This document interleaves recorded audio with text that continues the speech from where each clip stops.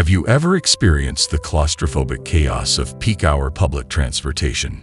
Picture yourself squeezed like a canned sardine, suddenly assaulted by the unmistakable scent of sweat emanating from the person in front of you. This discomfort is only compounded when that individual turns out to be an incessant and obnoxious talker, loudly conversing over the phone.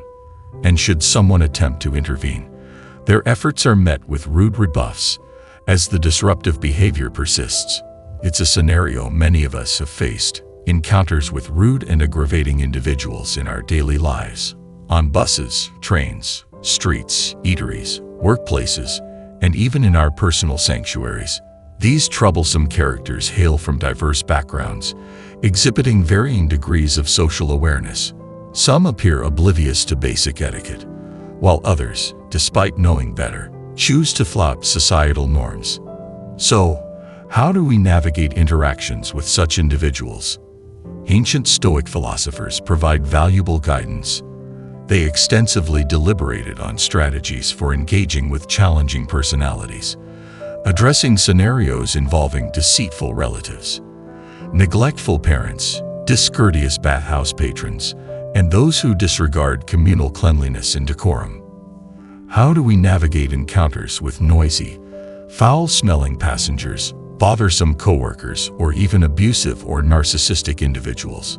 This video explores the intricacies of managing relationships with challenging people, including those lacking in personal hygiene, from a Stoic philosophical standpoint, supplemented with pertinent personal anecdotes.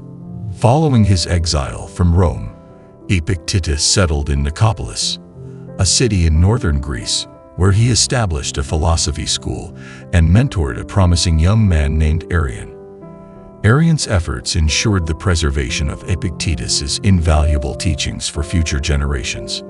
He compiled a comprehensive series of lectures and distilled the most essential lessons imparted by his mentor.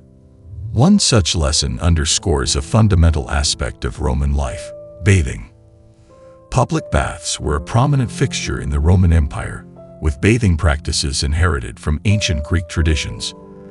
Bathing served not only as a means of cleanliness, but also as a social activity. Roman citizens frequented public baths not only to cleanse themselves but also to socialize, extend invitations for social gatherings, and even secure public support, particularly for politicians. Even the wealthy, who could afford private baths, were drawn to public bathhouses due to their vibrant social atmosphere. These establishments provided spaces for physical exercise, social mingling, relaxation, and entertainment. However, as one can imagine, the diversity of patrons in crowded public places inevitably led to undesirable behaviors. Some bathgoers acted recklessly, splashing water on others, stealing belongings, or behaving as if they owned the place. Reading Stoic writings, one realizes that in many ways, human nature has remained consistent over time, and challenging figures have always been around. So what was Epictetus's advice for dealing with the troublesome individuals of his time? Epictetus advised his students to ponder on the essence of their daily activities. Each situation, like visiting a public bathhouse, has its unique characteristics. When visiting such places, one should already be prepared to confront adverse situations like people splashing water, chaos, offensive language, shouting, intimidating behaviors, or other nuisances. By understanding and accepting these intrinsic conditions of the environment, we won't be caught off guard when they happen. So what wisdom does Epictetus impart? He advises that our attention shouldn't solely fix it on the task at hand, such as bathing, but rather on maintaining composure and emotional equilibrium amidst challenges. He expressed, "You will act more appropriately if you remind yourself, 'Now I'm going to bathe,' keeping calmness and conformity with nature in my mind." This mindset applies to any activity. Thus, if obstacles arise during bathing, you'll be prepared to think, "My goal wasn't just to bathe, but to align my mind with nature." Failing in this occurs if I become irritated by unfolding events. This Stoic outlook can similarly guide our approach to using public transportation. Consider, what's the true essence of this activity? Do we always expect a serene, comfortable journey with amiable fellow travelers and punctuality? Clearly not. Those using public transit understand that, while there are pleasant moments, they don't encompass the entirety of the experience. Uncomfortable situations, like noisy or malodorous individuals and fare evaders, are inevitable. So, how would a Stoic navigate public transit? Following Epictetus's guidance involves 2 steps. Firstly, before departure, reflect on the nature of the transit journey. Then, during the trip, focus on maintaining inner tranquility and peace. Anticipate potential delays when boarding a bus. Prepare to encounter disgruntled staff or undesirable fellow passengers when catching a train. Having come this far, demonstrating a genuine commitment to embracing Stoic principles, extend an invitation to join our community of serenity seekers. Subscribe now and activate the notification bell to ensure you don't miss any profound insights we share here. Before you leave, please leave a comment below with the phrase, "I'm ready for the Stoic transformation." I'm eager to identify the true warriors of self-awareness. If you found value in this video, please show your support by clicking the like button. Your engagement helps spread these invaluable lessons to more people like you who are ready for a life change. Thank you for being here, for committing yourself to personal growth, and for being an integral part of this transformative journey. Marcus Aurelius, esteemed as one of the great Roman emperors and a devout follower of Stoicism, grappled daily with a diverse array of individuals, including the most challenging ones. He encountered the arrogant, demanding, unjust, and dishonest. Being an emperor presented a monumental challenge, burdened with responsibilities and pressures. Imagine being constantly besieged by envy, with countless individuals vying to usurp your position, while an entire empire hinges on your decisions and leadership. In his pursuit of wisdom and inner peace, Marcus Aurelius extensively employed writing in his personal diary to contemplate various facets of life and human behavior. His reflections encompassed resilience in adversity, the meaning of life, human nature, and notably, the intricacies of dealing with difficult individuals. In one such instance, Marcus Aurelius offers a Stoic perspective on confronting the mundane yet unpleasant issue of body odors. He urges us not to succumb to annoyance but rather employ reason and empathy to comprehend the situation. If feasible, we should endeavor to assist the other person in recognizing the problem. This pragmatic and empathetic approach aligns with Stoic principles, advocating focus on what lies within our control, our reactions and actions, and acceptance or empathy toward what we cannot control, others' behavior.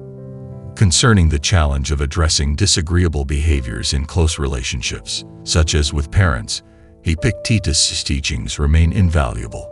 He advises us to adopt a different perspective when confronted with challenging situations, seeking a handle we can grasp.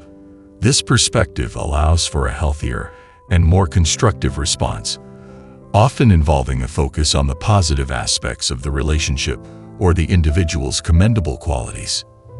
Instead of fixating on the negative aspects, as you rightly pointed out, there are instances where an individual's toxicity renders the relationship untenable. Even attempting to find silver linings in such cases, establishing clear boundaries or even distancing oneself from the person may be imperative to safeguard one's well-being. The Stoics held inner tranquility and wisdom in high regard, understanding that in certain circumstances, the most prudent course of action may involve shielding oneself from detrimental influences. Expounding on this notion, it's crucial to remember that Stoic teachings advocate neither passivity nor blind acceptance of injustices. Rather, they encourage adherence to our values and principles, prioritizing the preservation of inner peace and a balanced perspective on our surroundings. However, Stoicism also acknowledges moments when a situation becomes intolerable, prompting the wisest and healthiest choice to be one of disengagement. The crux lies in recognizing our agency to either remain or depart, a decision grounded in careful, rational evaluation rather than impulsive emotions. In your case with your relative, it appears you made a deliberate and thoughtful decision to withdraw after exhibiting considerable tolerance and patience. This aligns seamlessly with Stoic philosophy, which advocates neither passivity nor perpetual endurance of mistreatment.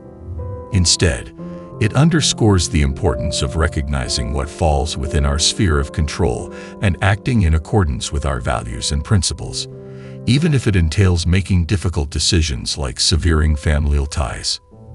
Instead of fixating on the negative aspects, as you rightly pointed out, there are instances where an individual's toxicity renders the relationship untenable. Even attempting to find silver linings in such cases, establishing clear boundaries or even distancing oneself from the person may be imperative to safeguard one's well-being. The Stoics held inner tranquility and wisdom in high regard, understanding that in certain circumstances, the most prudent course of action may involve shielding oneself from detrimental influences. Expounding on this notion, it's crucial to remember that Stoic teachings advocate neither passivity nor blind acceptance of injustices. Rather, they encourage adherence to our values and principles, prioritizing the preservation of inner peace and a balanced perspective on our surroundings.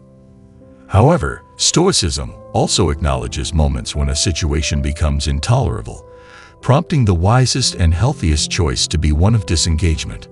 The crux lies in recognizing our agency to either remain or depart, a decision grounded in careful, rational evaluation rather than impulsive emotions. In your case with your relative, it appears you made a deliberate and thoughtful decision to withdraw after exhibiting considerable tolerance and patience. This aligns seamlessly with Stoic philosophy, which advocates neither passivity nor perpetual endurance of mistreatment. Instead, it underscores the importance of recognizing what falls within our sphere of control and acting in accordance with our values and principles, even if it entails making difficult decisions like severing familial ties. Epictetus, renowned for his lectures and teachings, often stresses the importance of recognizing our agency and selecting our responses to situations. In the excerpt you mentioned, he underscores the notion that we need not feel oppressed or despondent even in the face of challenging individuals, for we possess the power of choice. We can opt to remain in a situation or choose to depart. Your decision to distance yourself from a toxic family member may have been arduous, yet it showcased self-respect and an acknowledgement of your own worth. It also exemplified the practical application of Stoic principles, acknowledging what falls within our control, acting in accordance with our values, and striving for serenity regardless of external circumstances. The Stoic approach you elucidated for handling difficult individuals and resisting the urge for revenge resonates with timeless wisdom. Stoics advocate focusing on what lies within our control, our actions and reactions, and prioritize virtue as the paramount good, striving to align with nature and reason. Dealing with challenging individuals through a Stoic lens can be immensely empowering. Rather than succumbing to anger, resentment, or vindictiveness, we can opt for responses rooted in compassion, understanding, and, when necessary, healthy detachment. This does not entail tolerating mistreatment. Instead, it involves establishing firm boundaries and actively safeguarding our well-being without compromising our values and integrity. Regarding revenge, the Stoic perspective you conveyed serves as a poignant reminder that seeking retribution ultimately harms us more than the individual we seek to punish. It deviates from the path of virtue and wisdom. Instead, Stoics advocate practicing forgiveness, not because the other party deserves it, but because we merit peace. The Stoic notion that resonates most with me is the recognition that we are solely harmed by our own judgments and reactions, not by others' actions. This realization empowers us, affirming our ability to choose our responses regardless of external circumstances. Embracing Stoic philosophy, particularly in navigating challenging interpersonal relationships, can be transformative.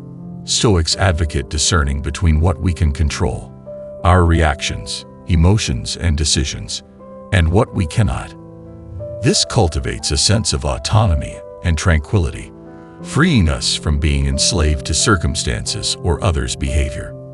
For those seeking further development, I recommend exploring the path of the prosperous Stoic, detailed in the inspiring ebook linked in the pinned comment. Moreover, Stoic philosophy underscores the importance of living in alignment with our principles rather than being swayed by external validation. This proves invaluable when confronting narcissistic or toxic individuals, as Stoics remind us that our worth isn't defined by others' opinions. The practice of discerning between what is within our control and what is not proves particularly beneficial in such scenarios. Instead of attempting to alter the difficult individual or seeking revenge, which lies beyond our control and only leads to further frustration, we can choose our responses and set healthy boundaries to safeguard our well-being. Another pertinent Stoic concept is amor fati, or love of fate. This encourages embracing life's challenges and difficult individuals as opportunities for growth and virtue. Rather than lamenting circumstances, Stoics advocate accepting reality and trusting that every experience contributes to the greater good. Lastly, Stoics remind us of the impermanence of all things, including challenging situations and relationships. This perspective fosters gratitude and encourages us to focus on the present moment, living in accordance with our values irrespective of external factors.